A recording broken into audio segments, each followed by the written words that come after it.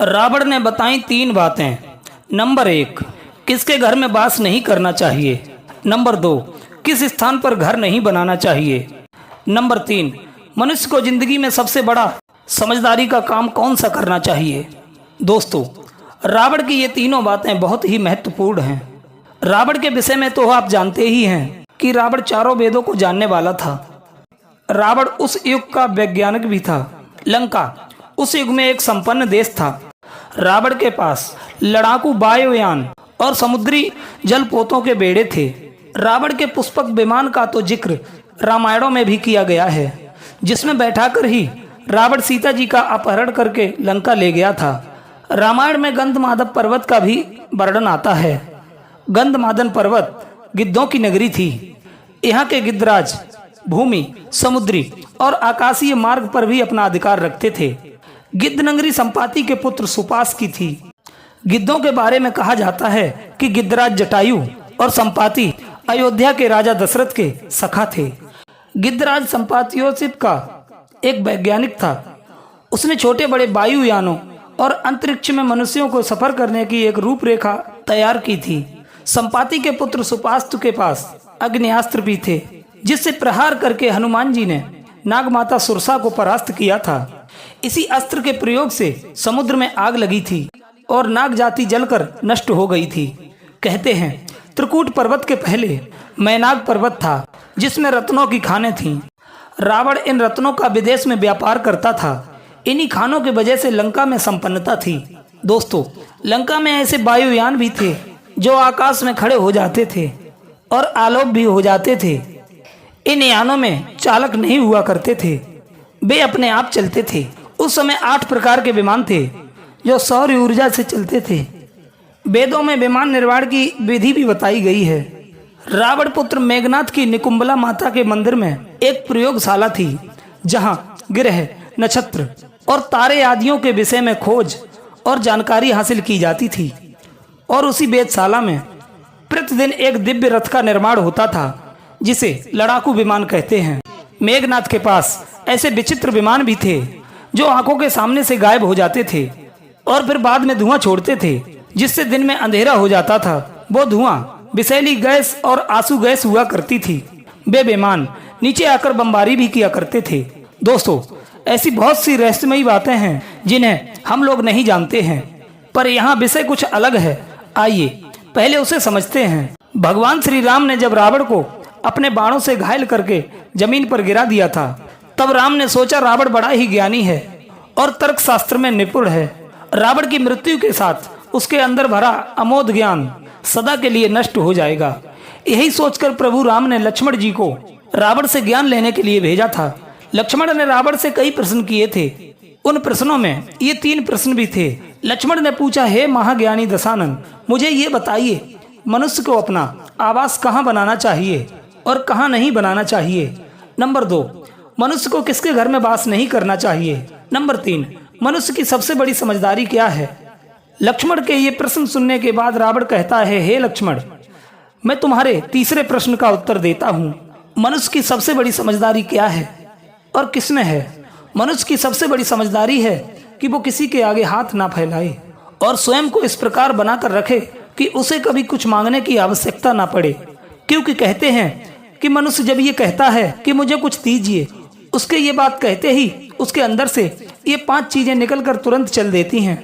Number 1 बुद्धि, number 2 Lakshmi, number 3 सर्व, number 4 शांति और number 5 कीर्ति।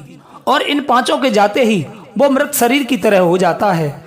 जैसे लोहार की धौंकनी सांस तो लेती है, पर उसमें जीवन का अंश मात्र नहीं होता है। इस संबंध में मैं तुम्हें एक कहानी सुनाता हूँ। एक राजा का अपनी प्रजा के प्रति क्या धर्म होता है। रावण वही बात समझाकर कहने लगा, सुनो। चंद्रनगर के राजा चंद्रभान रोज सुबह 1 घंटे तक दान दिया करते थे। रोजाना झुंड के झुंड भिखारी आते और दान ले जाते। एक दिन चंद्रभान को अपने मित्र कांतिनगर के राजा सूरसेन के यहाँ जाना पड़ा। चंद्रभान कांतिनगर पहुंचे तो उन्होंने ध्यान दिया कि वहां मार्ग में एक भी भिखारी नजर नहीं आया। खैर, वो मित्र के महल में पहुंचे तो उनके मित्र ने भव्य स्वागत किया। दोनों मित्रों में इधर उधर की बातें हुई। बातों ही बातों में चंद्रभान ने पूछा, तुम अपनी प्रजा को कितना धन देते हो। सूरसेन ने कहा, भला मैं प्रजा को धन क्यों दूंगा? प्रजा ही मुझे धन देती है, लगान और कर के रूप में। चंद्रभान ने अचरज भरे स्वर में कहा, फिर तुम्हारे राज्य में एक भी भिखारी क्यों नहीं मालूम पड़ता? मैं तो रोज सुबह सुबह 1 घंटे तक सोने चांदी की मुद्राएं लुटाता हूँ। कई सालों से ऐसा कर रहा हूँ, फिर भी भिखारी और गरीबों की संख्या की मेरे राज्य में कमी नहीं आ रही है। मैं ऐसा क्या करूं? सूरसेन ने कहा, महाराज, गलती तुम्हारी है। तुम्हारे दान देने का तरीका गलत है। तुमने मुफ्त में धन बांटकर प्रजाजनों की आदत खराब कर दी है। अब उन्हें कमाने की जरूरत महसूस नहीं होती। वे मुफ्तखोरी के लत के शिकार हो गए हैं। कल सुबह तुम देखना कि मैं कैसे लोगों की मदद करता हूँ और उन्हें संपन्न बनाता हूँ। मित्रों, दूसरे दिन सुबह ही राजा चंद्रभान सूरसेन के कक्ष में जा पहुंचे। बोले, अब बताओ, तुम कैसे अपनी प्रजा को आर्थिक मदद देकर उसे संपन्न बनाते हो? सूरसेन उन्हें बाहर ले गया। बाहर 10-12 गरीब लोग खड़े थे। एक अधिकारी बैठा हुआ था जो उनके नाम पते दर्ज कर रहा था। वहीं एक और चरखे रखे हुए थे। सूरसेन ने एक एक करके सभी को अपने पास बुलाया। उनसे बातचीत करके किसी को उन्होंने चरखा दे दिया, किसी को तलवारों पर धार रखने का काम दे दिया, किसी को घास काटने का हंसिया दे दिया। एक व्यक्ति को महल के पीछे उगे झाड़ झंकाड़ का साफ सफाई करने का कार्य दे दिया। एक बड़ा ही हष्टपुष्ट नौजवान था। राजा ने उसे सैनिक बना दिया। राजा चंद्रभान उसी समय अपनी गलती समझ गए। उन्होंने सूरसेन से बहुत अच्छी बात सीख ली थी। मुफ्त में कुछ मत दो, बल्कि रोजी रोटी का प्रबंध करो। यही राजा का कर्तव्य है। सबसे बड़ा दान भी यही है। अगले ही दिन राजा चंद्रभान ने अपने राज्य में पहुंचकर अपने दान देने की शैली बदल दी। अब वे धन का नहीं, जीविका का दान देने लगे। प्रजाजनों में भी धीरे धीरे परिवर्तन आने लगा। राज्य में बेकारियों की संख्या भी अब तेजी से घटने लगी। अब चंद्रभान भी बहुत खुश थे और उनकी प्रजा भी खुश थी। राजा के लिए अपनी प्रजा को कभी निकम्मा नहीं बनाना चाहिए। उसे मुफ्त का धन खाने वाला निकम्मा नहीं बनाना चाहिए, बल्कि उसे मेहनत करना सिखाना चाहिए। उसे रोजगार देना चाहिए। कहते हैं, श्रम का पैसा दान के पैसे से ज़्यादा प्यारा होता है। वो हमेशा सद्कार्य में लगता है। रावण ने कहा कि तुमने दूसरा प्रश्न पूछा था कि मनुष्य को किस घर में वास नहीं करना चाहिए। तब रावण कहता है, हे लक्ष्मण, गरुड़ पुराण में बताया गया है कि नरक में निवास करना अच्छा है। दुष्चरित्र के घर में वास करना उचित नहीं है। नरक भोगने के बाद पापों का नाश हो जाता है, किंतु दुष्चरित्र के घर में रहने से पाप कभी नष्ट नहीं होते। रावण ने कहा, तुम्हारा तीसरा प्रश्न था कि किस स्थान पर घर बनाना चाहिए और किस स्थान पर घर नहीं बनाना चाहिए। तब रावण कहता है, हे लक्ष्मण, मनुष्य को भूलकर भी इन स्थानों पर घर नहीं बनाना चाहिए। नंबर 1, नगर के द्वार पर। नंबर 2, किसी चौक के पास, किसी चौराहे पर। नंबर 3, किसी यज्ञशाला के समीप। नंबर 4, शिल्पियों के रहने का जहां स्थान हो। नंबर 5, जुआ खेलने वाले स्थान के समीप। नंबर 6, जिस जगह मांस और मदिरा बिकती हो। नंबर 7, जिस जगह पाखंडी लोग रहते हों। पाखंडी का अर्थ होता है ऐसे लोग जो दूसरों को धोखा देने के लिए भक्ति या उपासना का ढोंग रखते हों, जैसे कपटी, ढपोसलेबाज, ठग, धूर्त इत्यादि। नंबर 8, वो स्थान जहां राजा के नौकर चाकर रहते हों। नंबर 9, किसी देव मंदिर के मार्ग में। नंबर 10, किसी राजमार्ग में या राजा के महल के पास। इन स्थानों से दूर रहकर ही हमें अपना घर बनाना चाहिए। अपना घर ऐसी जगह हो जहां मुख्य मार्ग साफ और स्वच्छ हो, उत्तम व्यवहार वाले लोगों से घिरा हुआ हो, अर्थात आपके घर के आसपास अच्छे व्यवहार वाले लोग रहते हों। जहां पर दुष्ट लोग रहते हों, ऐसी जगह से आपका घर दूर होना चाहिए। दोस्तों, ऐसे ही स्थान पर घर का निर्माण होना चाहिए।